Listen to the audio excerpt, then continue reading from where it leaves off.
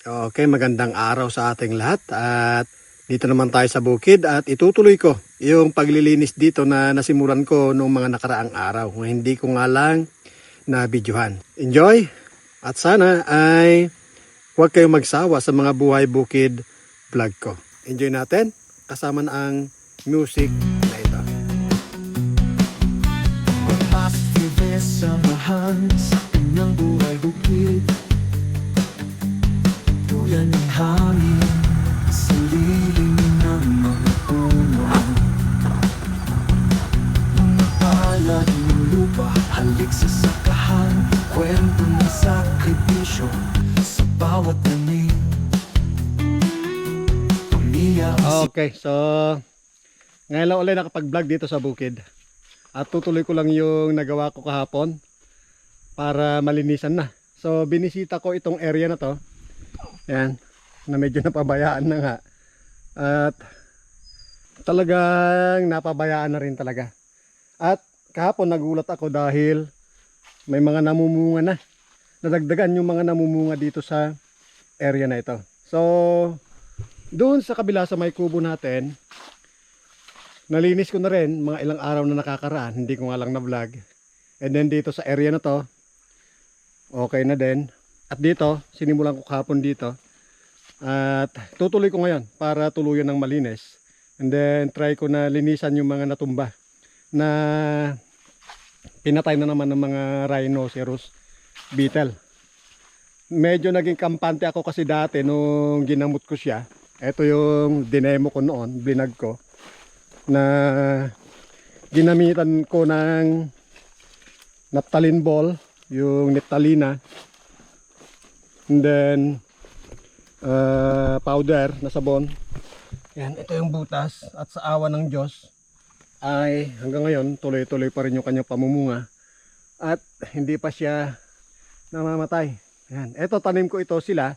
Ito pera ito, no? Ito tanim ko ito 2018. So 7 years old na. Yung mga kasabayan niya dito sa loob ay may mga namumunga na. So 7 years ay namunga na sila. So ganun yung mga native na nyog, kapag maganda yung pwesto, maganda yung lupa, ay mabilis mamunga. In 7 years ay mamumunga na talaga sila. Pakita ko sa inyo yung mga kasamahan niya. Mamaya balikan ko itong grass cutter pag nalinisan ko yung mga dapat linisan doon. Sunugin yung mga dapat sunugin, saka ko ituloy yung pag-grass cutter. Tara boys. Uy, salisi, halika na.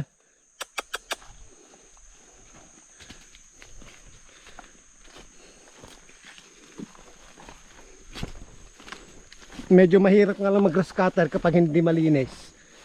May mga bato, may mga dahon, sanga. Tumatama yung grass cutter, kaya nayuyupi. So mas maganda pag nag-grass cutter tayo ay malinis, walang mga bato o mga sanga ng puno. Ito yung kasama na tinumba ng bagyong Uwan. Yan o, sayang o. Pero buhay pa naman, pero namumunga na oh. Kasamahan niya. Ito kinuha ko dun sa malapit sa amin. Hybrid yata ito kasi may tanim kaming dwarf. And then mga native na nyog yung katabi. Parang nagkaroon ng pollination. Kaya ito 2 years ago, 3 years ago namunga na ito. Pero dwarf malamang ito, nahalo. Ayan oh. Ito yung mga kasama na aminado ako, napabayaan ko talaga. Ayan, linisan natin mamaya. Tanggalin natin yung mga, ito yung dahon. Ito pa 7 years old mga nyog. Ito natumba din.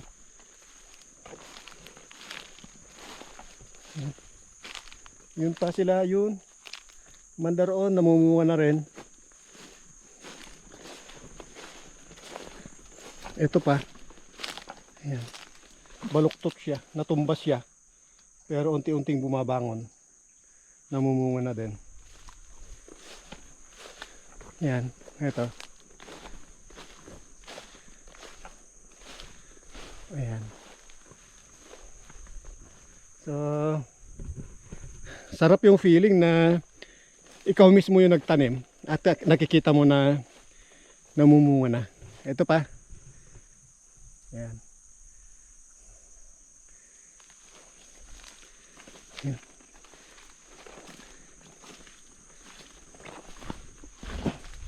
Ayan sila. Ayan. Obvious. Napabayaan. Pero linisan natin para kahit paano ay gumanda-ganda sila. Unahin natin dito. Ikaw, bawat hakbang sa damuhan, sa ilalim ng araw, layang pananalig, buhay bukid, sipag at tiyaga. Sa panawin, kalmado ang nadarama, buhay farmer, dalay ligaya, para sa pamilya, tuloy ang gawa.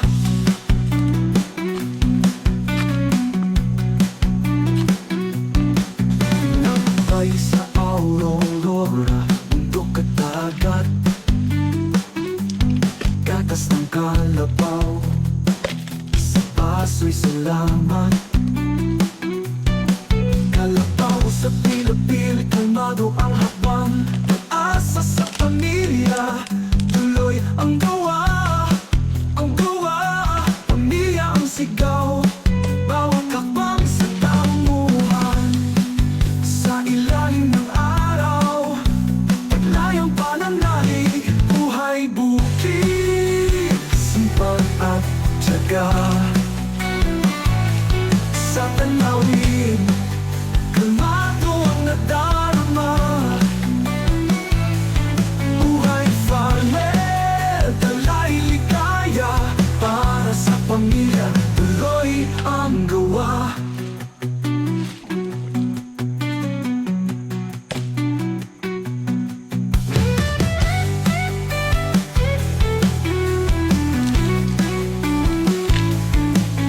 Pangay sa Aurora, bundok at dagat, Yan oh. Isang puno pa lang yan. Pero ganyan nakarami. Yung naipon ng mga tuyo. Yan, dito ko nasusunugin sa may patay na puno. At kung may mga natitira pa dyan ng mga uwang, mga beetle, kung may ahas man sa loob niyan, ay lumayas or masuffocate.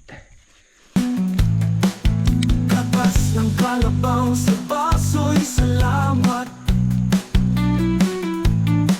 Kalabaw sa pilapil, kalmado ang hakbang, pag-asa sa palayan, sa puso'y may lambing, pamilya ang sigaw, bawat hakbang sa damuhan, Buhay na yung apoy. buhay bukid, sipag at tiyaga. Sa tanawin, kalmado ang nadarama, buhay farmer, dalay ligaya, para sa pamilya, tuloy ang gawa.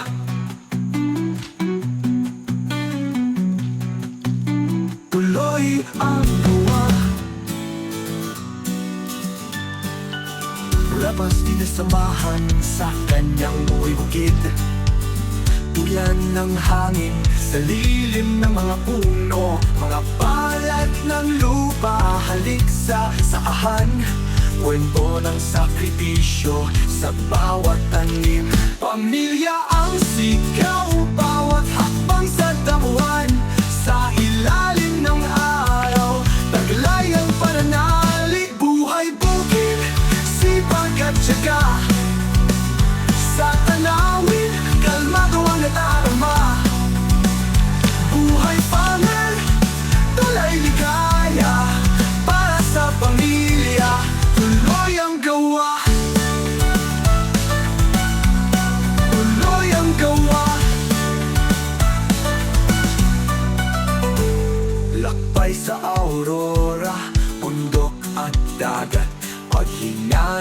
hangin, kalikasan ng alak.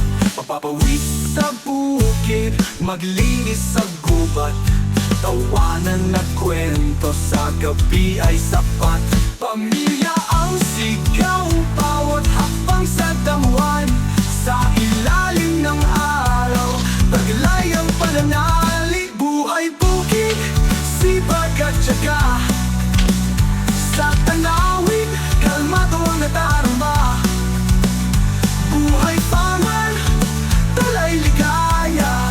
Para sa pamilya, tuloy ang gawa. Tuloy ang gawa. Lakbay sa aurora, bundok at dagat. Paghinga ng hangin, kalikasan ng alat. Mapapawis sa bukid, maglinis sa gubat. Tawanan at kwento sa gabi ay sapat. Pamilya ang sigaw, bawat hakbang sa damuhan. Sa ilalim ng araw, taglay ang pananalig. Buhay bukid, sipag at tiyaga. Sa tanawin, kalmado ang nadarama. Buhay farmer, talay ligaya. Para sa pamilya, tuloy ang gawa.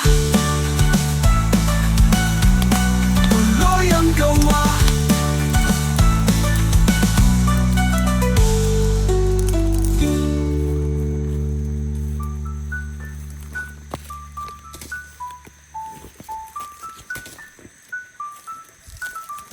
Pamilya ang sigaw, bawat hakbang sa damuhan. Sa ilalim ng araw, taglay ang pananalig. Buhay bukid, sipag at tiyaga. Sa tanawin, kalmado ang nadarama. Buhay farmer, balay ligaya. Para sa pamilya, tuloy ang gawa.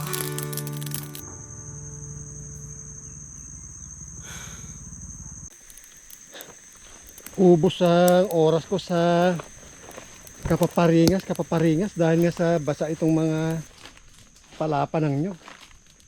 Hindi ko namamalayan, hapon na. Hindi na ako makapag-grass cutter.